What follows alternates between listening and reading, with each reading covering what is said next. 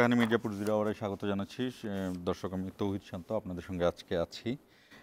আজকেও যে রায়টি আমরা দেখলাম, রায়টি তো ঐতিহাসিকই, অবশ্যই ঐতিহাসিক। শেখ হাসিনার রায়, এই যে আইনে রায় হয়েছে সেই আইনটি অ্যাপ্রুভাল দিয়েছিল শেখ মুজিবুর রহমান।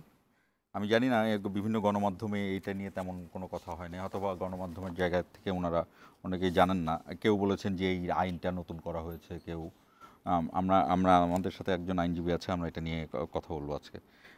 অর্থাৎ পিতার করা আইনে কন্যার ফাঁসির এই ধরনের এক ধরনের নতুন মাত্রা রয়েছে। আজকের যে বিষয় সেটি হলো গণহত্যার রায় এবং পরবর্তী পর্যবেক্ষণ। এখানে আমরা কথা বলবো যে এই রায়ের পরবর্তী ধাপ কি, এই অপরাধ ট্রাইব্যুনালের তফাৎ কি। যদিও আমার ব্যক্তিগত মত থেকে আমি মনে করি যে আসলে ওই অপরাধ ট্রাইব্যুনালটা শুধুমাত্র রাজনৈতিক একটা কারণে এইভাবে এক্সটেনশন না করে নতুন আরেকটা ট্রাইব্যুনাল করা যেতে পারতো, কিন্তু তারপরও এই অপরাধ ট্রাইব্যুনালের মধ্যে আগেরটার যে পার্থক্য রয়েছে সেটি নিয়ে কথা বলবো। এবং আরেকটি বিষয় নিয়ে কথা বলবো যে একটা এই যে শাসকদের এমন পরিণতি, এই পরিণতির এক ধরনের স্পিরিচুয়াল ডেফিনেশন আছে, অর্থাৎ আধ্যাত্মিক ব্যাখ্যা রয়েছে। আমরা জানি না দর্শক আমরা কতটুকু বোঝাতে পারবো। আমাদের সঙ্গে রয়েছেন অ্যাডভোকেট হুমায়রা নূর, জাতীয় নাগরিক পরিষদ পার্টির যুগ্ম সদস্য সচিব, আপনাকে স্বাগত। এবং রয়েছেন বিএফইউজের সাবেক সভাপতি এবং বাংলাদেশ সাংবাদিক কল্যাণ ট্রাস্টের ব্যবস্থাপনা পরিচালক সিনিয়র সাংবাদিক এম আবদুল্লাহ, আপনাকেও স্বাগত জানাচ্ছি। আমাদের আজকের বিষয়টি তো বুঝলেন যে আমরা দুটি আইনগত বিষয় বলবো এবং শাসকের স্পিরিচুয়াল এই যে পরিণতিটার একটা স্পিরিচুয়াল ডেফিনেশনগুলো আছে। দর্শক, প্রতিবারের মতোই শিরোনামটি দেখে আসি, শিরোনাম দেখে তারপর আলোচনা শুরু করব। নিজের করা ট্রাইব্যুনালে হাসিনার ফাঁসি রায়, বিচারিক ইতিহাসের নতুন মাত্রা, গুম খুন দুর্নীতির আরও 500 অভিযোগ, তদন্তে শাপলা চত্বরের হত্যাকাণ্ড। হাসিনাকে ফেরত চায় বাংলাদেশ, রায়ে জাতিসংঘ মানবাধিকার বিষয়ক হাই কমিশনের ইতিবাচক প্রতিক্রিয়া, রাজনীতিতে ফেরা কঠিন, আইসিজির প্রতিবেদন। প্রবাসীদের ভোটে গণতন্ত্রের ভিত্তি আরও শক্তিশালী হবে, মন্তব্য সিইসির। এখন দাঁড়িয়েছে 12,76,95,183। এবারের নির্বাচনে মোট ভোটার প্রায় 12,77 লাখ। দেশের মানুষের সাথে প্রতারণা করায় শেখ হাসিনার পতন, বললেন রিজভী। আওয়ামী লীগের সাথে জনগণের সম্পর্ক নেই, মন্তব্য জামায়াতের আমিরের। পাওয়া যাবে শেখ মোরসালের গোলে, লাল সবুজ বাংলাদেশ। রাকিবকে বলটা 22 বছর পর ফুটবলে ভারতের বিপক্ষে জিতল বাংলাদেশ। এশিয়ান কাপ বাছাই পর্বের শেষ খেলায় ভারতীয়রা হারল 1-0 গোলে।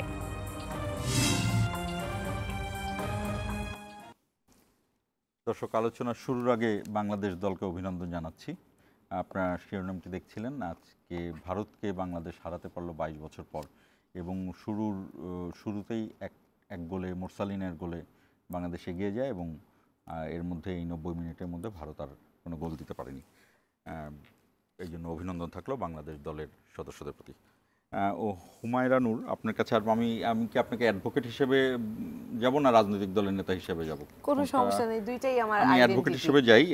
এবং এনসিপিরও একটা, বিএনপি জামাতের চেয়ে এনসিপিরও একটা দিক এখানে উল্লেখযোগ্য, যে এই গণ অভ্যুত্থানের মধ্যে দিয়ে এনসিপির জন্ম। এনসিপি তো তখন জন্ম হয় নাই, তখন বৈষম্য বিরোধী ছাত্র সংগঠনের ব্যানারে এই আন্দোলনটা হলো।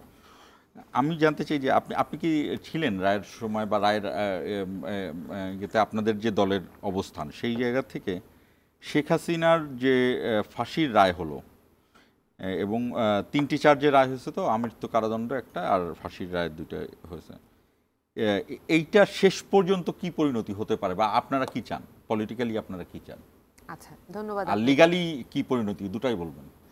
ধন্যবাদ আপনাকে, ধন্যবাদ আমার সহ আলোচক এবং আজকে আমাদের যারা দেখছেন সবাইকে সালাম এবং শুভেচ্ছা জানিয়ে আজকের আলোচনা শুরু করছি। আচ্ছা, না আপনি বলছিলেন আমার আসলে রাজনীতিতে সংযুক্ত হওয়ার প্রেক্ষাপটটাই হচ্ছে এই জুলাই আন্দোলন পরবর্তীতে, জুলাই আন্দোলনের সময় এবং আন্দোলন পরবর্তী সময়ে এই যে যারা আন্দোলনে সম্পৃক্ত ছিল, প্লাস যারা আহত হয়েছেন, নিহত হয়েছেন, সেই পরিবারগুলোকে আইনি সহায়তা দেওয়ার জায়গাটা থেকেই আমার আসলে রাজনীতির প্রেক্ষাপটে নিজেকে নতুন করে একটা আইডেন্টিটি ক্রিয়েট করার জায়গাটা তৈরি হওয়া। যখন আমি দেখলাম যে এই জুলাই আন্দোলনে যারা শহীদ হয়েছেন, আহত হয়েছেন, তাদের প্রতিনিধিত্ব করার জন্য বাংলাদেশের রাজনীতিতে আসলে আমাদের অংশগ্রহণ করা জরুরি হয়ে পড়েছে, তাদের দাবি আদায় করার জন্য আসলে সাধারণভাবে শুধু প্রেশার গ্রুপ থেকে আমরা ওই দাবিটা আদায় করতে পারছিলাম না। তখনই আমরা এই রাজনৈতিক দলের গঠন করার আমরা সিদ্ধান্তটা নেই।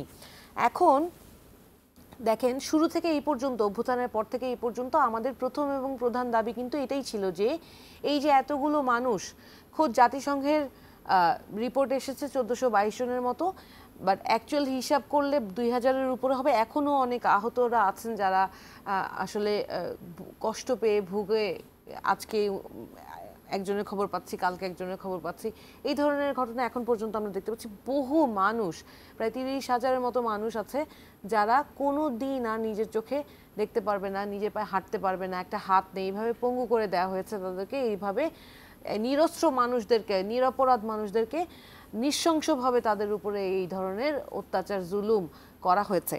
এখন এই ঘটনাগুলো তো আমাদের সবার সামনে, আমরা ভিডিও রেকর্ড, আমরা যারা মাঠে ছিলাম তারা দেখেছে, যারা ভিডিওতে দেখেছে, সারা বাংলাদেশ। আপনি ইন্টারনেট শাটডাউন করেছেন, হয়তো অনেক মিডিয়াকে আপনি কুক্ষিগত করে মিডিয়াকেও এই জিনিসটা প্রচার করতে দেন নাই, কিন্তু শেখ হাসিনার এই কর্মকাণ্ড কিন্তু এখন সারা বাংলাদেশের মানুষ সবাই, কারো কাছে কিন্তু ওই জুলাই থেকে এখন পর্যন্ত কারো কাছে এই ঘটনাগুলো অজানা না, এবং মানুষ এই বিষয়ের সাথে নিজেকে সম্পৃক্ত করেছিল বলেই তো আজকে জুলাই গণ অভ্যুত্থান হয়েছিল।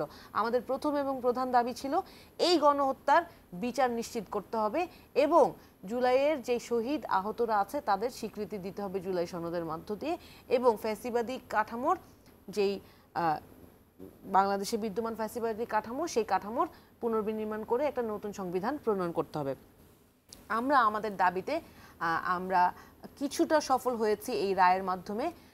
সেইটা হচ্ছে আমার রাজনৈতিক প্রেক্ষাপটে যদি আপনি আমাকে প্রশ্ন করেন যে আমাদের এই বিষয়ে আমাদের মতো, কিন্তু যেমন জনাব নাহিদ ইসলাম কালকে বলেছে যে এনসিপির দাবি হচ্ছে 1 মাসের মধ্যে শেখ হাসিনাকে ইন্ডিয়া থেকে ফেরত এনে তার বিচারের যে রায় হয়েছে সেই রায়টা কার্যকর করা। এখন আইনি ব্যাখ্যাটা যদি আপনি আমাকে জিজ্ঞেস করেন, ওই যে আমার ডুয়েল ক্যাপাসিটি আইডেন্টিটির জায়গাতে, সেই জায়গাটা আমি ব্যাখ্যা করতে চাই। এই যে আইসিসি ট্রাইব্যুনাল, আপনি বলছিলেন যে বাবার করা আইনে, বাবার করা ট্রাইব্যুনালে মেয়ের ফাঁসির রায়, বাবার করা ট্রাইব্যুনাল না, বাবার করা আইনে, হ্যাঁ, ট্রাইব্যুনালটা তো মেয়ে নিজেই করেছেন। এক্স্যাক্টলি। ধরেন শেখ মুজিবুর রহমান যেই আইনটা প্রণয়ন করেছিলেন সেটা তো পাকিস্তানি যে সেনাবাহিনী তাদের বিচার কার্য পরিচালনা করার জন্য করেছিল। এরপরে শেখ হাসিনা সরকার 2008 সালে যখন ক্ষমতা গ্রহণ করে, 2010-এ উনি উনার প্রতিপক্ষ রাজনৈতিক ব্যক্তিত্ব যারা আছেন, বা উনি যাদেরকে উনার মনে করেন যে যারা যুদ্ধাপরাধের সাথে সংযুক্ত ছিল, তাদেরকে ট্রায়াল করার জন্য আইনের পরিবর্তন করেন এবং এই ট্রায়ালটা শুরু করেন। এখন ট্রায়াল প্রসেসটা দেখেন, আসলে না, মানে অনেক কিছু আমরা অনেক সময় করি, কিন্তু এটার আলটিমেট রেজাল্টটা কী হবে এটা আমরা হিসাব করি না। কালকে বারবার করে চোখের সামনে সালাউদ্দিন কাদের চৌধুরীর বলা কথাটা ভেসে আসছিল। উনি বলেছিলেন যে এই যে ট্রাইব্যুনাল এটা থাকুক, কারণ ক্ষমতা দীর্ঘস্থায়ী না, এবং এই ক্ষমতা চলে গেলে কি হয় সেটা বলা যায় না। আমি চাই এই ট্রাইব্যুনাল থাকুক। তো উনি চলে গিয়েছেন, কিন্তু উনার কথাটা আসলে, আমরা এটা আব্দুল্লাহর কাছে আসবো, এটার এই যে কথাগুলো, এগুলোর স্পিরিচুয়াল ডেফিনেশনটা আমরা আসবো। এখন আইনি ব্যাখ্যাটা দেখেন, এখন 2024-এর গণ অভ্যুত্থানের পর আইসিটি ট্রাইব্যুনালে ওই যে আপনি বলছিলেন যে কেউ কেউ বলছে যে কিছু পরিবর্তন এসেছে, আইনের পরিবর্তন হয়েছে, কোন কোন জায়গায় পরিবর্তন হয়েছে ওই জায়গাটা আমি ব্যাখ্যা করছি। ধরেন আগে আইসিটি ট্রাইব্যুনালে কোনো আইনজীবী নিয়োগ করার ক্ষেত্রে বিদেশি আইনজীবী নিয়োগ করতে পারবে কিনা এই ধরনের কোনো বিধান ছিল না। সেই জায়গাটায় কিন্তু এখন যাদের অফেন্ডারদের, এই ধরনের অফেন্ডার যারা আছে আইসিটি ট্রাইব্যুনালে ট্রাইড হচ্ছেন, যারা ধরেন শেখ হাসিনা হোক, আসাদুজ্জামান কামাল হোক, শেখ হাসিনা বিদেশি আইনজীবী নিয়োগ করতে পারবেন। হ্যাঁ, এই আইন অনুযায়ী তাদেরকে সেই বিধানটা এখানে ইনক্লুড করা হয়েছে। এইখানে কি কি অপরাধ সংযুক্ত করা হয়েছে যেগুলোকে এই আইনের আন্ডারে এই ট্রাইব্যুনালে ট্রাই করা যাবে, সেটার মধ্যে যেই গুমগুলো করা হয়েছিল এই সময়, সেই গুমের ঘটনাগুলোকে এই ট্রাইব্যুনালের বিচারিক কার্যক্রমের আওতায় নিয়ে আসা হয়েছে। এছাড়া এই যে আমরা দেখেন আগে কিন্তু ট্রায়ালে কি হয়েছে কেউ জানতো না। আইনজীবী হিসেবে হয়তো আমি ওই কাগজপত্রগুলো ঘাটার সুযোগ পেয়েছি বলে আমি জানি যে এভিডেন্স অ্যাক্টে যেইভাবে যেই নিয়মে তথ্য উপাত্তগুলো অ্যাডমিসিবল বলি আমরা এটাকে, যে তথ্য উপাত্তগুলো গ্রহণযোগ্য হয় বিচারের জন্য, সেই রকম কোনো তথ্য উপাত্ত কিন্তু ওই ট্রাইব্যুনাল আসলে উপস্থাপন করতে পারে না এবং এভিডেন্স অ্যাক্টে সেগুলো অ্যাডমিসিবলও না। তারপরেও সেটার ভিত্তিতে কিন্তু রায় হয়ে গিয়েছে এবং ইন্টারন্যাশনাল মিডিয়া বলেন, বাংলাদেশের বিচারিক আদালতের আইনজীবীরা অনেকেই কিন্তু প্রশ্ন তুলেছেন, তাদের বিরুদ্ধে বিচারিক আদালত, সুপ্রিম কোর্ট কিন্তু কন্টেম্পটও করেছে।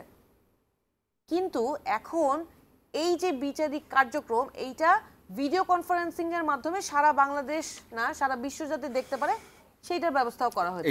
এটার লিগ্যাল জায়গাটায় আমরা আসবো। আমি একটু এম আব্দুল্লাহর কাছে যাব। এই যে এটি যখন বিবিসি যখন এটা যখন বিবিসি প্রচার করলো, আল জাজিরা প্রচার করলো, সেটার একটি অ্যাসপেক্ট আছে এবং সেটার একটি প্রভাবও আছে। এটা নিয়ে আমরা পরে আলোচনা করব। এম আব্দুল্লাহ, আপনার কাছে আসি। সেটি হলো স্পিরিচুয়াল ডেফিনেশন। আসলে এই শব্দ আমি দর্শককে কীভাবে বোঝাবো আমি জানি না, কিন্তু এটা আমি বলতে চাই। সেটা হলো যে ওই যে একটু আগে বলতেছিলাম যে ওই ফেরাউনের ঘরেই মুসা আলাইহিস সালাম জন্ম হয়েছিল, মানে সে বেড়ে উঠছিল। যেমন শেখ হাসিনার সবচেয়ে শক্তিশালী যে বাহিনী ছাত্রলীগ, সেই ছাত্রলীগ থেকেই বের হয়ে আসছিল সার্জি। আমি সার্জিসের ছাত্রলীগের সমালোচনা করছি না, আমি একটা লিঙ্ক করার চেষ্টা করছি যে এইটা এখনকার যে আওয়ামী লীগ সমর্থকরা আছেন, যাদের এখনও মনে হচ্ছে যে শেখ হাসিনাকে পলিটিক্যালি এক ধরনের এই বিচার করা হলো, কিন্তু আমরা আইনজীবীরা তো বলে দু ধরনের এভিডেন্স আছে। এখানে তো প্রত্যক্ষ এভিডেন্স, একদম সব প্রত্যক্ষ এভিডেন্স। এখানে সার্কামস্টেন্সিয়াল এভিডেন্সের দরকার পড়ে নাই খুব একটা দরকার পড়ছে কিনা আমি জানি না, কিন্তু এখানে প্রত্যক্ষ এবং গুলি করছেন, আপনি বক্তব্য দিচ্ছেন, ওদেরকে মেরে ফেলছেন, এরকমের উস্কানি দিচ্ছেন, সব কিছুই সামনাসামনি। তো এই যে স্পিরিচুয়ালের কথা বললাম, এবং একই জিনিস দেখেন যে উনি চলে গেলেন, উনি চলে যাওয়ার আগে ওনার কণ্ঠ দিয়ে বের হয়েছে শেখ হাসিনা পালায়ন, এবং সেটি সত্যি হয়ে গেল। এই যে এই জায়গাগুলোকে আপনি একটু রিলেট করতে পারেন কিনা? ধন্যবাদ। এই শো যারা দেখছেন এবং ভার্চুয়াল জগতে দেখবেন, সবাইকে শুভেচ্ছা। শুরুতে আমি টিম বাংলাদেশকে শুভেচ্ছা জানাচ্ছি, অভিনন্দন জানাচ্ছি যে 22 বছর পর ভারতকে পরাজিত করে আমাদের কোনো অর্জন হলে সেটার এই অর্জনের মানে ফিলিংসটাই অন্যরকম।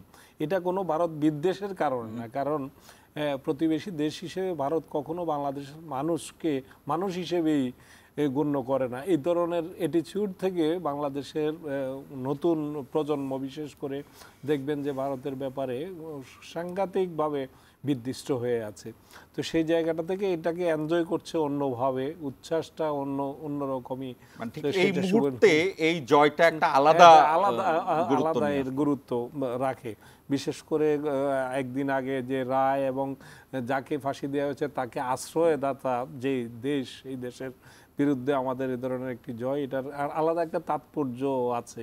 বাংলাদেশের মানুষ এটা সেভাবেই এটা উদযাপন করছে। যাই হোক, আপনি যে কথাটি বলছিলেন, আপনার শেষ কথাটা দিয়ে আমি শুরু করতাম। যেদিন শেখ হাসিনা বলল যে শেখ হাসিনা পালায় না, আমার মনের অজান্তেই আমার ভিতরে কেন জানি একটা অনুভূতি হলো যে শেখ হাসিনা এই দম্ভ কিন্তু তার চূড়ান্ত পতনের একটা লক্ষণ।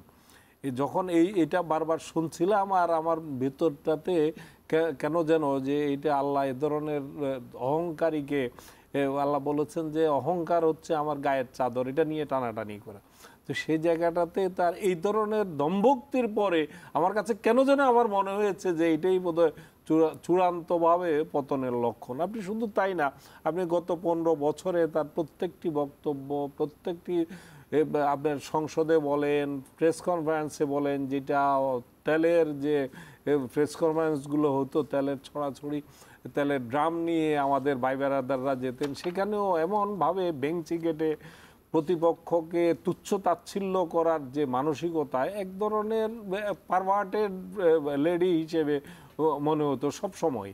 তো সেই জায়গাতে এর তো একটা জবাব সেইভাবে পেয়েছে এবং চোখের সামনে সবাই নজির হিসেবে দেখেছে। আপনি যেটা বলছিলেন যে তার বাবার আইনে, আপনি দেখেন শেখ হাসিনার রাজনীতিটা শুরু কিন্তু সেই ভারত থেকে। তা ভারত থেকে রাজনীতি শুরু করে রাজনীতি, হ্যাঁ, সেখান থেকে শুরু করে দেশে আসলো। সেই ভারতেই কিন্তু অবস্থানকালে তার চূড়ান্ত রাজনীতি, সেই জায়গায় আপনার সেখানে অবস্থায় তার ফাঁসির আদেশ হলো।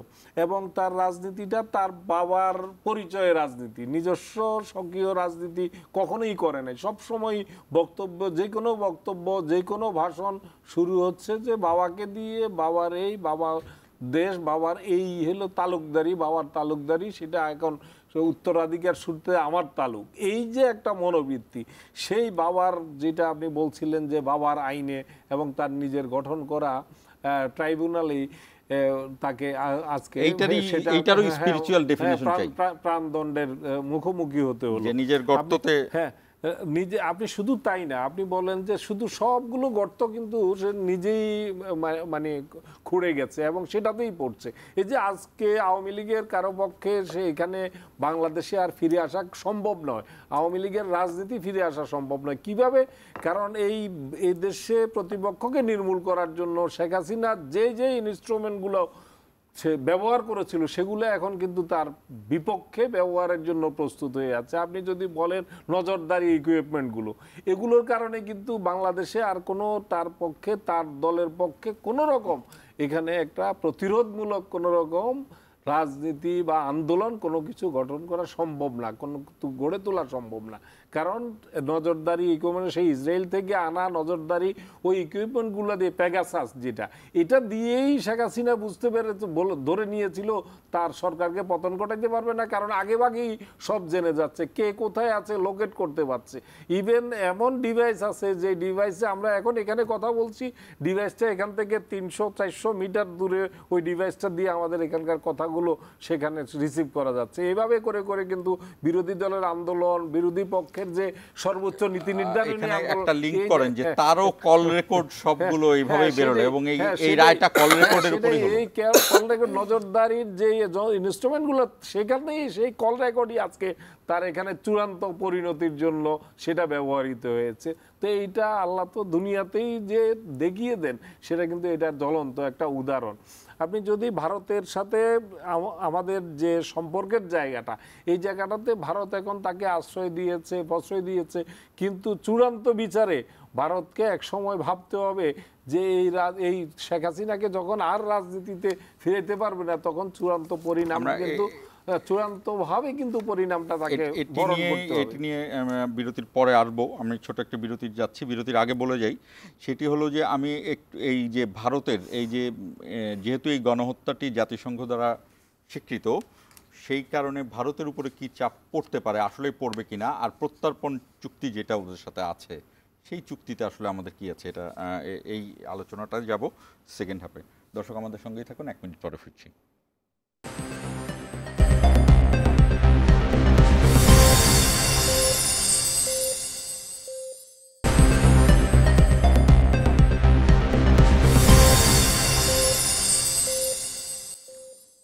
আবারও স্বাগত ইস্পাহানি মির্জাপুর জিরাওয়ারে। ইমাম আবদুল্লাহ, আমি একটু আপনার কাছে আসতে চাই যে ভারত কালকে একটা স্টেটমেন্ট দিয়েছে। ভারতের স্টেটমেন্টটা খুব অল্প কথার স্টেটমেন্টে যেটা দেখা গেল যে তারা শেখ হাসিনার কথা সেখানে বলে নাই, তবে তারা যেটা বলেছে যে আমরা বাংলাদেশের যে কোনো স্থিতিশীলতা, বাংলাদেশের শান্ত পরিস্থিতি সব কিছুর সাথে ভারত আছে। এইটার একটু ব্যাখ্যা আপনি কি বোঝেন যে ভারত এই 14 মাসের মধ্যে এরকম হচ্ছে? এবং আর একটা গুরুত্বপূর্ণ আপডেট আছে, সেটা হলো যে বাংলাদেশের নিরাপত্তা উপদেষ্টা তিনি কিন্তু ভারতে পৌঁছেছেন, অজিত দোভালের সাথে তার একটা বৈঠক হবে এবং ঠিক তার আগের দিন মানে 2 দিন আগে শেখ হাসিনার রায় হলো। এটা একটু রিলেট করবেন। দেখুন, ভারতের স্টেটমেন্টটা আমি কিন্তু একটু ইতিবাচকভাবেই দেখছি, কারণ ভারত এর চাইতে বাজেভাবেও স্টেটমেন্ট করতে পারতো, কিন্তু স্টেটমেন্টটা দেখে বলা যায় আমি কিন্তু একটু অবাকই হয়েছি। আমি খুব আগ্রহ নিয়ে স্টেটমেন্টটা যখন প্রথম আসলো পড়লাম, কিন্তু ভারত, আমার বিশ্বাস যে ভারতকে মানে অনুধাবনের জায়গাটাতে যেতে হবে আর কি, এবং যেতে হচ্ছে। শেখ হাসিনাকে ভারত তো প্রথম 4-5 মাস যাবৎ ভারত মানে অবস্থানটা তাদের এরকম ছিল যে শেখ হাসিনাকে ফিরিয়ে এনে এখানে প্রধানমন্ত্রী পদে আবার বসিয়ে দেবে। তো সেই জায়গাটা থেকে তাদের এই সম্বিতে ফিরতে কিন্তু তাদের 5-6 মাস লেগেছে। তারপরে আমরা দেখলাম যে তারা আস্তে আস্তে করে নানান ইস্যুতে এক পর্যায়ে ডক্টর মোহাম্মদ ইউনূসের সাথে তো তাদের দেখা সাক্ষাৎ নিয়ে এক পর্যায়ে প্রশ্ন উঠেছিল যে মোদি দেখা করবেন কিনা। শেষ পর্যন্ত সেই অবস্থান থেকে সরে এসে দেখা হলো ব্যাংককে, ডক্টর মোহাম্মদ ইউনূসের সাথে মোদির দেখা হলো। সেই সাক্ষাতেও, সেই সাক্ষাতের পুরো বিষয়টা যদি আমরা দেখি, সেখানেও একটা ইতিবাচক জায়গা তৈরি হয়েছে। কিন্তু তাদের ভারতের মূল জায়গাটা যেটা, যে ভারত শেখ হাসিনার ঋণ পরিশোধ করতে চাচ্ছে। কারণ শেখ হাসিনা, আপনাদের স্মরণ আছে, শেখ হাসিনা বলেছিলেন যে ভারতকে আমি যা দিয়েছি তারা কোনোদিন ভুলতে পারবে না। তো এত তাড়াতাড়ি 14 মাসে তারা ভুলে যাবে, এটা তো তারা পারছে না আসলে। সেই কারণেই শেখ হাসিনাকে সেখানে আশ্রয় দিচ্ছে, এবং সবচেয়ে যে খারাপ কাজটি করেছে তাকে সেখানে কথা বলতে দিচ্ছে, সভা করতে দিচ্ছে। তার এই যে সাবেক যে স্বরাষ্ট্রমন্ত্রী, তাকে সহ পুলিশের কর্মকর্তাদেরকে নিয়ে কিন্তু কিছুদিন আগেই কিন্তু একটা সভা করেছে, যেখানে শেখ হাসিনা থাকেন দিল্লিতে। তার দিল্লির নিবাসে একটি সভা হয়েছে, সেটার আপনারা রিপোর্ট দেখেছেন যে কারা কারা ছিল। তো এইসব করতে দেয়াটা কিন্তু ভারতের একটা কূটনৈতিক শিষ্টাচারের জায়গা থেকে ন্যূনতম যদি বাংলাদেশের সাথে তারা প্রতিবেশী সুলভ আচরণ করতে চায়, সেই জায়গা থেকে তো অবশ্যই এটা একটা ধৃষ্টতার জায়গা। কিন্তু এও ভারতকে অনুধাবন করতে হচ্ছে যে আলটিমেটলি শেখ হাসিনা আর ফিরবে না, এবং সেটা বিশ্বের যে পুরো বৈশ্বিক যে মনোভাবের জায়গাটি, আপনি আমেরিকা বলেন এবং পশ্চিমা দেশগুলো বলেন, তারা সবাই শেখ হাসিনাকে গণহত্যাকারী হিসেবে এ ব্যাপারে কনভিন্স। আপনি এই রায়ের সবচেয়ে বড় দিকটা হলো, শেখ হাসিনার বিরুদ্ধে যে রায়টি হয়েছে, এই রায়ের সাথে কিন্তু পুরো বিশ্বের একটা সমর্থনের জায়গা আছে, যে কারণে ভারতের প্রতিক্রিয়াটা শীতল প্রতিক্রিয়া। এই কারণেই এরকম। হ্যাঁ, আমার ধারণা যে ভারত যে এই যে প্রতিক্রিয়াটা দিয়েছে, এটাতে শেখ হাসিনাও সন্তুষ্ট হতে পারে নাই। কারণ শেখ হাসিনাও এবং আওয়ামী লীগের নেতাকর্মীরাও নিশ্চয়ই তারা প্রত্যাশা করেছিল ভারত এই রায়ের পরে ভারত একটা কড়া প্রতিক্রিয়া দিবে। তো সেটা দিতে পারেনি, এই কারণে যে পুরো বিশ্ব একদিকে ভারতের এগেনিস্টে গিয়ে কোনো কিছু করে সেটার কোনো লাভটা কী হবে, এটা হয়তো তাদের হিসাব নিকাশ করা শুরু করেছে। কিন্তু ডক্টর ইউনূসের সরকারের সাথে ভারত কিন্তু নন কোঅপারেশনের জায়গাটা এখনও পর্যন্ত ঠিক রাখছে, এবং তারা প্রত্যাশা করছে নির্বাচিত সরকার আসলে, তারা একাধিকবার সেটা বলেছে, নির্বাচিত সরকারের সাথে তারা কাজ করবে। এখন নির্বাচিত সরকার যেই দলই আসুক না কেন, তাদের সাথে যোগাযোগ হচ্ছে বলে অনেকে বলছেন যে তাদের সাথে যোগাযোগ, বোঝাপড়ার জায়গাটা তৈরি হচ্ছে। তো এইটাও সেই দলকে, যারা সম্ভাব্য, যারা ক্ষমতায় আসবে, তাদেরকে মনে রাখতে হবে বাংলাদেশের তরুণ প্রজন্ম কিন্তু ভারতের ব্যাপারে এখন একেবারে জিরো টলারেন্সে আছে। ভারতের সাথে দাসত্ব করে ভারতকে তুষ্ট করার চেষ্টা যে কোনো দলের জন্য বিপর্যয় ডেকে আনবে আগামী দিনে। কারণ একটা যে ভারতের ব্যাপারে যে মিথ তৈরি হয়েছিল যে ভারত ছাড়া বাংলাদেশ চলবে না, সেটা কিন্তু এই 15 মাসে কিন্তু প্রমাণ হয়ে গেছে। এমন হয়েছে যে ভারতে পেঁয়াজ না দিলে বাংলাদেশের মানুষ রান্না করতে পারবে না, ভারতের কাঁচামরিচ না আসলে এখানে আমাদের রান্নাবান্না বন্ধ হয়ে যাবে। এই যে একটা মনস্তত্ত্ব গত 15 বছরে সেট করা হয়েছে যে ভারত ছাড়া আমরা অচল, কিন্তু গত 15 বছরে ভারত কিন্তু নানানভাবে, 15 মাসে আমরা দেখেছি ভারত নানানভাবে কিন্তু এই ওখান থেকে হুঙ্কার দেওয়া হয়েছে বাংলাদেশের মানুষ না খেয়ে মরবে। এখন আমরা দেখছি ভারতেরই কোন অঞ্চলের লোকজন না খেয়ে মরার অবস্থা তাদের, যে হুমকিটা দিয়েছিল বাংলাদেশের জন্য, সেটা তাদের ক্ষেত্রে প্রযোজ্য হয়েছে। কলকাতার ব্যবসায়ীরা আন্দোলন করছে, না খেয়ে মরছে। আপনি অন্যান্য দেশে ভিসা কমে দেওয়ার কারণে অন্যান্য রাজ্যেরও একই অবস্থা তারা। সুতরাং যে ভারত একে অপরের, যে আমরা প্রতিবেশী হিসেবে একে অপরের উপর প্রত্যেকের উপর কিছুটা নির্ভরশীলতা আছে, এটা কখনো ভারত স্বীকার করতে চায় নাই। ভারতের দাদাগিরিটা হচ্ছে যে একমাত্র ভারত, তারাই বিগ ব্রাদার, বাকি সবাই তাদের। আবার আসবো এই বিষয়টা নিয়ে, আমি একটু হুমায়ুনের কাছে আসতে চাই একটু ইয়েতে। সেটা হলো যে এই লিগ্যাল সাইডে তাকে শেখ হাসিনা যদি আপিল করতে চান, আইনটা আমরা জানলাম যে 30 দিনের মধ্যে আপিল করতে হবে। এটাতে কি শেখ হাসিনাকে নিজে এসে আপিল করতে হবে কিনা, এইটি একটি প্রশ্ন। আরেকটি প্রশ্ন হলো যে তিনি না আসলে কি হবে, এটার পরের ধারা কি হবে। আর এর পরবর্তী যে বিচার কার্যগুলো, আরও প্রায় 400-500 অভিযুক্ত আছে তার চলছে যেগুলো, সেগুলোর প্রসিডিউরটা কেমন হবে, এতটুকু আপনার জানা আছে কিনা? আচ্ছা, ধরেন 30 দিনের মধ্যে উনি আপিল করতে পারবেন এই রায়ের বিরুদ্ধে। তাকে কি সশরীরে আসতে হবে? আপিল করতে হলে তো আগে উনাকে আত্মসমর্পণ করতে হবে। আত্মসমর্পণ করে তারপরে এই সশরীরে আত্মসমর্পণটা কি বাধ্যতামূলক কিনা? আত্মসমর্পণ তো আপনি মানে অশরীরী উপায়ে আত্মসমর্পণের কোনো উপায় নাই। কারণ আমি আইনজীবী পাঠালাম না, আপনি সশরীরে আইনের সামনে এসে আপনি নিজেকে সোপর্দ করতে হবে, সহজ হিসেব। আপনি আইনজীবীর মাধ্যমে, এটা তো সিভিল স্যুট না, এটা একটা ক্রিমিনাল নেচারের একটা মামলা, এবং উনার বিরুদ্ধে যে অপরাধটা সেটা হচ্ছে মানবতা বিরোধী অপরাধ। এখানে আপনি কাউকে দিয়ে রিপ্রেজেন্টেড হইতে পারবেন না। আপনার বিরুদ্ধে রায় হয়েছে, আপনাকে সশরীরেই আইনের সামনে এসে আত্মসমর্পণ করতে হবে, এবং তারপরে যে আপনি আপিল করার যে আইনি অধিকার আপনার, সেটা আপনি পাবেন। তার আগ পর্যন্ত আপনার সেই আইনি চর্চার অধিকার আপনি চর্চা করতে পারবেন না। এখন আসেন, ধরেন উনাকে বাংলাদেশে নিয়ে আসার সুযোগ কি, সেইটা নিয়ে আলাপ। একটা সময় পর্যন্ত বিশ্বের বিভিন্ন দেশে, ধরেন ফ্রেঞ্চ রেভলিউশনের সময় থেকে শুরু করে পলিটিক্যাল অফেন্ডার যারা, তাদেরকে এক্সট্রাডিশনের ক্ষেত্রে একটা নেগেটিভ ইম্প্যাক্ট ছিল যে না, এরা পলিটিক্যাল অফেন্ডার, এদেরকে আসলে এক দেশ থেকে আরেক দেশে দেওয়াটা এটা ঠিক না, ওরা এটাকে অমানবিক মনে করত। কিন্তু যুগের সাথে, সময়ের সাথে মানুষের ধ্যান ধারণা, নিয়ম নীতিগুলোও কিন্তু আপগ্রেডেড হয়েছে। এখন সেই হিসেবে যারা মানবতা বিরোধী অপরাধের সাথে সংযুক্ত, তারা কিন্তু পলিটিক্যাল অফেন্ডার হিসেবে আর ওই বিশেষ সুবিধাটা এখন আর পায় না। 21 শতাব্দীতে এই ধারণাটা পরিবর্তন হয়ে গিয়েছে। আমরা যদি শুধুমাত্র, সেটা তো শেখ হাসিনা এই উদাহরণ সৃষ্টি করেছেন বিভিন্ন দেশ থেকে নিয়ে এসে, আমরা যদি শুধুমাত্র এক্সট্রাডিশন যে ট্রিটিটা, সেই ট্রিটিটা যেটা 2013 সালে, ট্রিটিটা কে করেছিল, মানে কোন সরকারের আমলে? এটা তো শেখ হাসিনা সরকারই করেছে। 2013 সালে এটা স্বাক্ষরিত হয়েছে। অনেকগুলো দেশের সাথে শেখ হাসিনা করেছেন তার সুবিধা। এটা এই মুহূর্তে ভারতের সাথে যে এক্সট্রাডিশন ট্রিটিটা আছে, এটা মনে হয় আর কারোর সাথে নাই, এরকম আর কারোর সাথে নাই। এই 24-এ এসে মালদ্বীপ সহ অন্যান্য বিভিন্ন দেশের সাথে এই সরকার চেষ্টা করছে এক্সট্রাডিশন চুক্তিটা করার, কিন্তু এই মুহূর্তে সাইন্ড এক্সট্রাডিশন ট্রিটি শুধু ভারতের সাথেই আছে।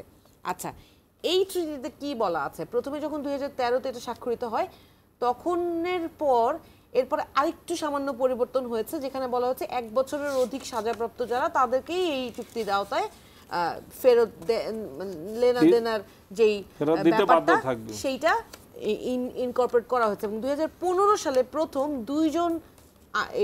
দুইজন আসামির ক্ষেত্রে এই লেনদেনটা সম্পন্ন হয়েছে।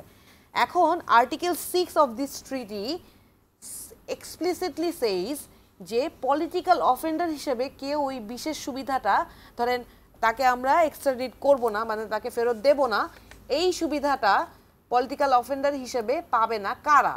যারা ধরেন মার্ডার, ম্যানস্লটার, এই ধরনের গুরুতর অপরাধ, মানবতা বিরোধী অপরাধের দায়ে অভিযুক্ত, তারা কিন্তু ওই সুবিধাটা বা ওই কনসিডারেশনটা তাদের জন্য প্রযোজ্য হবে না। তাহলে খুদ যেই ট্রিটিটা ইন্ডিয়া সাইন করেছে, এবং এইটার আওতায় অলরেডি উদাহরণ আছে যে তারা বন্দি বিনিময় করেছেন অলরেডি বাংলাদেশের সরকারের সাথে, সেই ক্ষেত্রে এখন যদি তারা শেখ হাসিনাকে তাদের বন্ধু প্রীতম হিসেবে, তাদের সুদীর্ঘ সময়ের বন্ধু হিসেবে, আমি তো মনে করি তাদের কেনা গোলাম হিসেবে ব্যবহার করেছে বলে তাদেরকে আশ্রয় দিচ্ছে, যে কারণ শেখ হাসিনা তো তাদের আজ্ঞাবহ দাস ছিল। শেখ হাসিনা তো আসলে বাংলাদেশের প্রধানমন্ত্রী ছিলেন না, শেখ হাসিনা ছিলেন ভারতের আজ্ঞাবহ দাস। এখন তাদের আজ্ঞাবহ দাসকে তো তারা নিরাপত্তা দিতে চাইবেই, কিন্তু তাদের স্বাক্ষরিত চুক্তি অনুযায়ী তারা কিন্তু শেখ হাসিনাকে বাংলাদেশের কাছে ফেরত দিতে বাধ্য। এখন ধরেন তারা এই চুক্তিটা যদি না মানে, তাহলে সেক্ষেত্রে কি করণীয়? এখন সারা বিশ্বের কাছে তো এটা একটা উদাহরণ হয়েই থাকলো যে তারা এই চুক্তিতে স্বাক্ষর করার পরও শেখ হাসিনার এত বড় অপরাধ সারা বিশ্বের কাছে খোলা চোখে অকাট্য প্রমাণ সারা বিশ্ব দেখার পরও তারা এই ধরনের একটা অপরাধ সংগঠনের সাথে সংযুক্ত যারা তাদের প্রত্যেককে ভারতে আশ্রয় দিচ্ছে। তাহলে কি ভারত কি অপরাধীদের আশ্রয়স্থল হচ্ছে? ভারতবাসীরা কি এইটা সমর্থন করে যে ভারতে এতগুলো অপরাধী খুনিকে ভারতবাসীরা তাদের দেশে অংশ হিসেবে জায়গা দিতে চাচ্ছে? এইটা ছাড়াও কোনো সময় ভারত সরকার কি চাপে পড়বে কিনা? অবশ্যই বৈশ্বিক একটা চাপ তো থাকেই। একটা ট্রিটি আপনি সাইন করেছেন, সেটা আপনি মেইনটেইন করছেন না। আবার ধরেন জাতিসংঘের রিপোর্টেও এসছে যে শেখ হাসিনা আসলেই এই খুনের সাথে সম্পৃক্ত ছিল, শেখ হাসিনার ডিরেক্ট অর্ডারে এই খুন হয়েছে, এবং তারপরও সেই খুনের আসামি যার বিরুদ্ধে একটা আন্তর্জাতিক অপরাধ ট্রাইব্যুনাল, যেটা আইসিসি রোম স্ট্যাটিউট অনুযায়ী সেই আন্তর্জাতিক অপরাধ ট্রাইব্যুনালটা করা হচ্ছে, এবং সেটার আইনগুলো এবং বিচারিক প্রক্রিয়া একদম খোলা ময়দানে সবার সামনে ওপেন বিচার কার্য পরিচালিত হয়েছে। সেই রায়ের পরে যদি ভারত সেই রায়ের সাথে রায়কে তারা যদিও তারা একটা বিবৃতি দিয়েছে যে বাংলাদেশের সাথে তারা আসলে বন্ধুত্বপূর্ণ সম্পর্কটা মেইনটেইন করতে চায়, কিন্তু একই সাথে তারা যখন শেখ হাসিনাকে ফেরত দিতে চায় না, এটা একটা দ্বিচারিতা। ধরেন তারা যদি শেখ হাসিনাকে ফেরত দিতে না চায়, অন্তর্বর্তীকালীন সরকারের কাছে ফেরত না দিক বা পরবর্তী সরকারের কাছে ফেরত না দিক, কিন্তু দিন শেষে তারা শেখ হাসিনাকে ফেরত দেওয়ার ব্যাপারে যদি তাদের স্পষ্ট অবস্থান না জানায়, সেই ক্ষেত্রে ধরেন তারা অন্তর্বর্তীকালীন সরকারের কাছে শেখ হাসিনাকে ফেরত না দিল, কিন্তু তাদের কিন্তু নিয়ম অনুযায়ী, ট্রিটি অনুযায়ী শেখ হাসিনাকে অ্যারেস্ট করার বিধান আছে।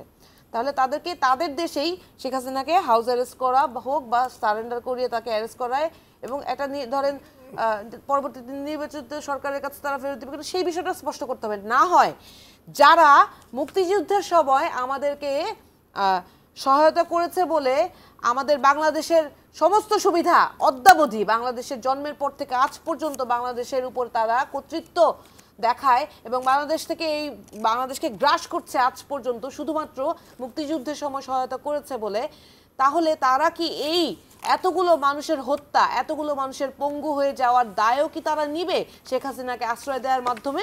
সেটার উত্তরও আমাদের জানতে হবে। আমি এটি তো এই প্রশ্নের উত্তর আসলে ভারতকে করা, এটার প্রশ্নের উত্তর আমরা দিতে পারবো না। তবে ইমাম আব্দুল্লাহ, আপনার কাছে আমি একটু জানতে চাই, সিনিয়র সাংবাদিক হিসেবে আপনি কালকে নিশ্চয়ই এই রায়ের পরে বাংলাদেশের গণমাধ্যম, ভারতের গণমাধ্যম দেখেছেন এবং ইন্টারন্যাশনাল গণমাধ্যম দেখেছেন। আমার পর্যবেক্ষণ বলি, ইন্টারন্যাশনাল গণমাধ্যম অধিকাংশই লিখেছে আউস্টেড পিএম। বাংলাদেশে অনেক গণমাধ্যম কি হেডলাইন করলো, কেন হলো, কিভাবে হলো, আমি জানি আপনি পর্যবেক্ষণ করেছেন কিনা। ভারতের গণমাধ্যম, আপনি এটা নিয়ে আমাকে একটু ছোট্ট করে অবজারভেশন দেওয়া যায় কিনা, আমাদের গণমাধ্যম কি অবস্থায় আছে? না, সেটা কিছুটা দুঃখজনক চিত্র তো আছেই। আমাদের গণমাধ্যমগুলো আজকেও যদি আমি সংবাদপত্রের কথা বলি, সংবাদপত্রগুলোর মধ্যে এত বড় একটি ঘটনা বেশ কয়েকটি সংবাদপত্র কিন্তু ব্যানার লিড করে নাই। আপনি দেখবেন যে তারা ডানে একটা সিঙ্গেল কলাম, বামে একটা সিঙ্গেল কলাম দিয়ে এটা মাঝখানে রেখেছে। এর চাইতে বড় ঘটনা ব্যানার, যে সংবাদপত্রের যে গ্রামারের যে ব্যানারের যে বিষয়টা আছে, এই ঘটনার পরে যদি ব্যানার হেডিং না হয়, তাহলে কোন ঘটনা হলে 8 কলাম ব্যানার হেডিং আমরা যেটা বলি যে পুরা পত্রিকার মানে আমি জানতে চাচ্ছি যে সে কি আসলে গুরুত্বটা নিউজকে দেয় নাই, নাকি তার মনে হয়েছে যে তিনি সরল স্বীকারোক্তি যে শেখ হাসিনার এমন হবে, এটাই আমরা জানতাম। না, এটা গুরুত্ব দিতে চায় নাই, নাকি না এটা অনেক তাদের প্রতি দুর্বলতার কারণে হতে পারে। দ্বিতীয় কথা হচ্ছে যে এই ঘটনাটাতে আপনি যে ব্যানার হেডিংটা যারা করেছে তাদের মধ্যে আবার অনেকে কালো কালিতে করেছে, লাল করে না। এটার মধ্যেও কিন্তু একটা গ্রামার সংবাদপত্রে যারা কাজ করেন তাদের একটা বোঝার জায়গা আছে যে আপনি যখন লাল করবেন তাতে আপনাকে এটাতে বোঝা যায় যে আপনি এটাতে এক ধরনের সন্তুষ্টির জায়গা আছে, আর যখন কালো করবেন এটার মধ্যে অন্য ধরনের একটা বার্তা, কষ্টের একটা জায়গা থাকে। এই বিষয়গুলো আছে, সংবাদপত্রে আলোচনার জায়গা আছে।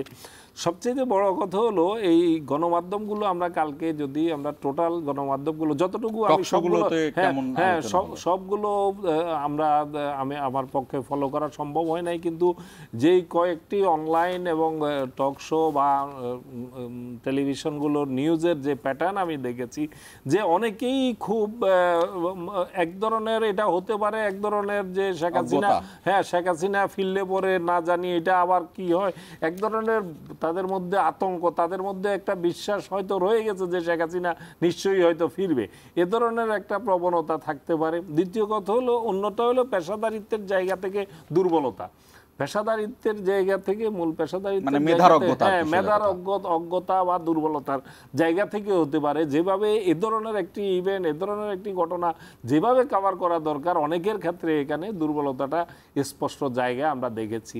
আর প্রত্যেকটি হাউসে তো এখনও নীতি নির্ধারক পর্যায়ে, বিশেষ করে মালিকানার জায়গাটাতে তো সেই তারাই আছে। কিছু 2-4টা পোস্টে চেঞ্জ হলেও সেটার প্রভাবটা অনেক ক্ষেত্রে সেটা হতে পারে, যেটা আগেই বললাম, কিছুটা জানার সমস্যার কারণে হতে পারে, অথবা ভয়ের সমস্যার কারণে হতে পারে, অথবা অন্য কোনো দায়বদ্ধতার জায়গা থেকে তারা প্রপারলি না, দেশের যে পলাতক সেই শেখ হাসিনার প্রতি দায়বদ্ধতা থেকে, দেশের প্রতি দায়বদ্ধতা থেকে হলে তো চিত্র ভিন্ন হতো।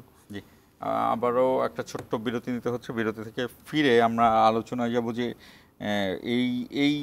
এই অপরাধ ট্রাইব্যুনালের সাথে আগের অপরাধ ট্রাইব্যুনালের কোনো পার্থক্য আছে কিনা, মানে এটার কাঠামো, এইটার বিচার প্রক্রিয়া, এবং ওই যেটা বলছিলাম যে আন্তর্জাতিক মিডিয়ায় যে এটা প্রচার হলো এই রায়, এটার প্রভাব কি, এটার ফলাফল কি হবে। দর্শক আমাদের সঙ্গেই থাকুন, আবারও নিচ্ছি ছোট্ট একটি বিরতি।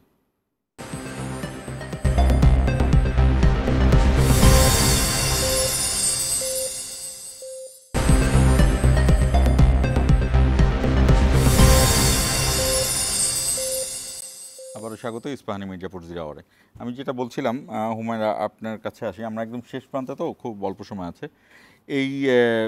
এই রায়টা এই অপরাধ ট্রাইব্যুনালের সাথে কি ক্যারেক্টারিস্টিক্স আগের অপরাধ ট্রাইব্যুনালের কোনো পার্থক্য আছে কিনা, এবং ওই অপরাধ ট্রাইব্যুনালের যে রায়গুলো হয়েছিল সেই রায় আর এই অপরাধ ট্রাইব্যুনালের যে রায় হবে সেই রায়, এই দুই রায়ের মধ্যে আন্তর্জাতিক বিশ্বে প্রভাব কিরকম হতে পারে, মানে তফাৎটা কি হবে? দেখেন, এম আব্দুল্লাহর কাছেও একই প্রশ্ন থাকবে। আলোচনার শুরুতেই কিন্তু আমি বলছিলাম যে এই 24-এর পরে এই আন্তর্জাতিক অপরাধ ট্রাইব্যুনালের যে আইনটা, সেই আইনে কি কি পরিবর্তন এসছে। তো এখানে প্রথম এবং প্রধান যদি একটা আপনি ইন্ডিকেটর দেখাতে বলেন যে কোন জিনিসটা একদম মূল পার্থক্য, সেটা হচ্ছে ট্রান্সপারেন্সি। হ্যাঁ, ধরেন আগের আইনে যেই আইনটা ছিল, সেইখানে যে বিচারিক প্রক্রিয়াটা হয়েছে, সেখানে এভিডেন্স অ্যাক্টের যেই আইন, এভিডেন্স অ্যাক্ট অনুযায়ী যে কোন কোন এভিডেন্সগুলো অ্যাডমিসেবল, কোনগুলো অ্যাডমিসেবল হবে না, সেইটা উপেক্ষা করে আমরা স্কাইপ কনভারসেশন শুনেছি, আমরা দেখেছি যে একটা বিশেষ জায়গা থেকে রায় আগেই লিখিত হয়ে চলে আসে। আপনি ধরেন কেউ যুদ্ধাপরাধের সাথে সংযুক্ত ছিল, আপনি তার বিচারিক প্রক্রিয়াটা সুষ্ঠুভাবে সম্পন্ন করে তার বিরুদ্ধে ব্যবস্থা নেন, তাহলে তো সেটা সবার কাছে গ্রহণযোগ্য হতো। এখন ধরেন একটা প্রক্রিয়া এত বেশি অস্পষ্টতা এবং আইনের এত বেশি ব্যত্যয় ঘটিয়ে বিচার কার্যটা কোনো রকমভাবে একটা রায় নিয়ে আসা হয়েছিল যে সেইটা আসলে সারা বিশ্বের সবার কাছে একটা প্রশ্নবিদ্ধ রায় ছিল, প্রত্যেকটা রায়। একই সাথে আমি বলবো যে এই যে এখন যে আইসিজি ট্রাইব্যুনালে যেই মামলাগুলো পরিচালিত হয়েছে, যেই প্রক্রিয়ায় পরিচালিত হয়েছে, সেটা একদম সবার চোখের সামনে ওপেন ছিল, এবং সেইখানে আপনার যেই অফেন্ডার যারা ট্রাইড হয়েছে, ধরেন আসাদুজ্জামান খান কামাল বলেন, শেখ হাসিনা বলেন, বা এই যে আইজিপি সাহেব যার 5 বছরের সাজা হয়েছে, সবারই কিন্তু নিজস্ব আইনজীবী নিয়োগ দেওয়ার অধিকার ছিল, এবং আইনজীবীর দ্বারা তারা নিজেদেরকে অপরাধী না নিরপরাধী সেইটার বক্তব্য তুলে ধরার অধিকার ছিল। এখন ধরেন অকাট্য প্রমাণ যেগুলো আপনারা আমার সবার চোখের সামনে আছে, সেইগুলো আপনি সবাই দেখেছি যে সে জুলাইতে এরা কার কি ভূমিকা ছিল এবং কার নির্দেশে এতগুলো মানুষের উপর লেথাল ওয়েপন ইউজ করা হয়েছে এবং মানুষকে নির্বিচারে নিরস্ত্র মানুষকে এভাবে হত্যা করা হয়েছে। কিন্তু তারপরেও যদি আপনি যদি যারা যারা বক্তব্য দিচ্ছে, বিশেষ দেশের যেই সব লোকেরা বা বিশেষ মিডিয়ার যেসব লোকেরা বলছে যে শেখ হাসিনা তো তার সপক্ষে কোনো বক্তব্য উপস্থাপন করতে পারে নাই, না পারার কারণ কি? তাকে তো ওয়ারেন্ট ইস্যু করা হয়েছে এবং বিদেশি আইনজীবী নিয়োগ করারও সুযোগ ছিল। ধরেন একজন গিয়েছে, তার আইনজীবী হওয়ার জন্য তার কাছে তো তার সাইন করা ওকালতনামা নাই, সে তো নিজে নিজে গিয়ে নিজেকে অমুকের আইনজীবী ঘোষণা করতে পারে না। আপনাকে আমি যদি আইনজীবী নিয়োগ না দিই, আপনি তো আমাকে রিপ্রেজেন্ট করতে পারবেন না। তো তার সেই সুযোগটা ছিল নিজেকে ডিফেন্ড করার, এবং সেই সুযোগটা সে নেয় নাই, সেটা তো তার নিজের ব্যর্থতা বা তার নিজের চাওয়া। এখন এই রায়ের পরবর্তীতে সেই রায়টা সে মানবে কি মানবে না, সেইটা তো আসলে সেটার জন্য তো বাংলাদেশের আইন বসে থাকবে না। আইন অনুযায়ী সে অপরাধী, এবং এই পর্যন্ত যতগুলো মামলা হয়েছে প্রত্যেকটা মামলা একই প্রক্রিয়ায় বিচার কার্য পরিচালিত হবে, এবং সেটা সারা পৃথিবীর মানুষ দেখবে। যেই সাক্ষ্য প্রমাণ আছে সেটা যথাযথভাবে আব্দুল্লাহর কাছে পর্যালোচনা হয়েই বিচার কার্য শেষ হবে। ধন্যবাদ আপনাকে আব্দুল্লাহ। আমি বিবিসির কথাটা যে বললাম, বিবিসির এই আলোচনাটা, এবং আরেকটি আলোচনা ছোট্ট করে বলি, সেটা হলো যে এই রায়ে ডেথ পেনাল্টিটা আসলে ওয়ার্ল্ডে এখন ডেথ পেনাল্টি নিয়ে একটু সমস্যা আছে। এটা অনেকেই, যেমন আমিও ব্যক্তিগতভাবে ডেথ পেনাল্টির বিরুদ্ধে, যে একটা মানুষকে তো আমি জীবন দিতে পারি না, তাহলে মেরে ফেলবো, কিন্তু বাংলাদেশের আইনে আসলে ডেথ পেনাল্টি এখানকার এক নাম্বার ইয়ে। আন্তর্জাতিক মিডিয়ায় এটা প্রচার করা হলো, ডেথ পেনাল্টি কিছুটা হয়তো বা নেগেটিভিটি আনতে পারে, কিন্তু সব কিছু মিলিয়ে এই রায়টাকে কিন্তু প্রভাবটা কোন পর্যন্ত যেতে পারে? দেখুন, এই যে মৃত্যুদণ্ড নিয়ে যে বৈশ্বিক যে আমাদের প্রতি নেগেটিভ জায়গা আছে, এটা আমাদের না, যে কোনো ডেথ পেনাল্টি, হ্যাঁ যে কোনো জায়গায় সেটা আছে। এটা কিন্তু এই শেখ হাসিনার এই মামলা বা এই জায়গার থেকে শুরু হয় না, এটা অনেক বছর থেকেই কিন্তু সেটা মানবাধিকার সংগঠনগুলো বা পশ্চিমা বিশ্ব এটাকে ডিসকারেজ করে। কিন্তু এটাও আপনাকে মানতে হবে যে আপনি যেই 1400-র মতো মানুষ যাদের জীবন গেল, এবং তাদের পরিবার এখনো পর্যন্ত যে হাহাকার, যে কষ্টবোধ, সেখানে যদি আপনি এই ধরনের একটি মৃত্যুদণ্ডাদেশ না হতো, তাহলে কি চিত্র বাংলাদেশে দাঁড়াতো? আপনাকে এটাও, আপনি 1400 জনের জীবনের বিনিময়ে 3 জনের জীবনের মূল্য নিশ্চয়ই বেশি না। এক, দ্বিতীয় কথা হচ্ছে যে টেকনিক্যাল জায়গা থেকে যারা বিরোধিতা করছে, তারাও কিন্তু ওখানে আপনি দেখবেন তাদের বিবৃতিগুলো, তারা কিন্তু একই সঙ্গে সেই যে গণহত্যাকের কথা উল্লেখ করে তাদের ন্যায্য বিচার পাওয়ার উপর কিন্তু জোর দিচ্ছে। আপনি আগের ট্রাইব্যুনালের বিচারের ক্ষেত্রে কিন্তু এটা ঘটে নাই, তখন কিন্তু বলেছিল পুরো ট্রাইব্যুনালের পুরো প্রক্রিয়াটাই তখন প্রশ্নবিদ্ধ ছিল, এবং সেখানে আপনি দেখেছেন যে এসকেপ কেলেঙ্কারিতে বলছে যে সরকার গেছে পাগল হয়ে, আর তারা একটা রায় চায়। এটা সেই বিখ্যাত উক্তি, বিচারকের উক্তি। আপনি সেখানে সাক্ষীকে কোর্টের সামনে থেকে আদালতের সামনে থেকে তুলে নিয়ে যাওয়া, সরকার পক্ষের সাক্ষী বিরোধিতা করার জন্য তাকে আদালত থেকে তুলে নিয়ে যাওয়া হয়নি, ভারত পাঠিয়ে দেওয়া হয়েছে। আপনি সেফ হোমে রেখে সেখানে সাক্ষ্য তৈরি করে ট্রেনিং দেওয়া হয়েছে। ওই ট্রেনিং অনুযায়ী সে যদি না এখানে বলতে পারছে, তাহলে তার পরিণাম খুবই খারাপ হয়েছে। তো এই জাতীয় কোনো কিছু তো এবারে হয়নি। আপনি দেখবেন যে তখনকার যা আছে বয়সের সাথে, একজন লোকের জন্ম বয়স ছিল তখন 3 বছর, তাকে সেখানে বলা হচ্ছে সে 3 মাইল দূরে থেকে সে দেখেছে যে অমুকে হত্যা করছে, এরকম গণহত্যা করছে। তো এই জাতীয় হাস্যকর বিষয়গুলো কিন্তু এখানে ছিল না। আর এটা তখন 40-45 বছর আগের যে গল্প ফাঁদা হয়েছে, আর এখানে হচ্ছে একেবারে তরতাজা যেই সময়ের মধ্যে ঘটেছে, এর মধ্যে এটা সবার সামনে, এখানে পুরো দেশের মানুষ দেখেছে, বিশ্ব দেখেছে, এবং জাতিসংঘের যে মানবাধিকার সংস্থা তারা যে রিপোর্টটি দিয়েছে, এটি তো একটি অসাধারণ। আর কিছু ওই রিপোর্টটাই যদি আমলে নেওয়া হয়, আর কিছু কিন্তু প্রয়োজন হয় না। তারপরে তো একটু আগে আমরা যে আলোচনা, টেলিফোন কনভারসেশন, তার যে ট্র্যাকিং ইনস্ট্রুমেন্ট, প্রাইমারি এভিডেন্সের কোনো ধরনের অভাব নাই, কোনো রকম ঘাটতি এখানে ছিল না। কিন্তু আপনি এখানে দেখবেন পুরো প্রক্রিয়াটা, এবং রায়টাও অসাধারণ একটি রায় হয়েছে। রায়ের মধ্যে এতটা একেবারে ডিটেলস, এর আগে আমরা এই জাতীয় রায়গুলো কি দেখেছি। সেক্ষেত্রে এই যে বিবিসি এবং আল জাজিরায় যে প্রচার হলো, এটার পজিটিভ নেগেটিভ কি প্রভাব থাকবে? এটা তো অবশ্যই বিশ্বব্যাপী এটার একটা ইম্প্যাক্ট আছে। আপনি যেটা আওয়ামী লীগের পুরো রাজনীতির জন্য, শেখ হাসিনার ভবিষ্যতের জন্য, এই যে পুরো বিশ্ব মিডিয়ার যে এটার উপর আপনি এইরকম কোনো আর দ্বিতীয় কোনো ঘটনা আপনি পাবেন না যে রয়টার্স এখান থেকে লাইভ করেছে, আপনি পুরো বিচার, পুরো রায়ের পুরো ঘোষণাটাই তারা লাইভ করেছে। আল জাজিরা যেভাবে পুরো বিষয়টাকে আপনি এবং বিবিসি বিশ্ব মিডিয়ায় যেভাবে কোনো এবং বিশ্ব মিডিয়ার যে গতকালের কাভারেজের ক্ষেত্রে দেখবেন প্রত্যেকটা শিরোনামের মধ্যে তারা কিন্তু মানবতা বিরোধী অপরাধ যে করেছে এটার ব্যাপারে কেউ দ্বিমত করে নাই। আপনি প্রত্যেকটা রিপোর্টের ক্ষেত্রে যে মানবতা বিরোধী অপরাধের দায়ে যে দোষী সাব্যস্ত হয়েছে এ নিয়ে কেউ কিন্তু প্রশ্ন তুলে নাই। তারা নীতিগতভাবে প্রাণদণ্ডের ব্যাপারে তাদের আগে থেকে তাদের যে কোনো দেশের রিজার্ভেশন আছে, এটা যে কোনো দেশের ক্ষেত্রে এটা দুজনকে অসংখ্য ধন্যবাদ আমাদের অনুষ্ঠানে যুক্ত হওয়ার জন্য। শেষ মুহূর্তে আমরা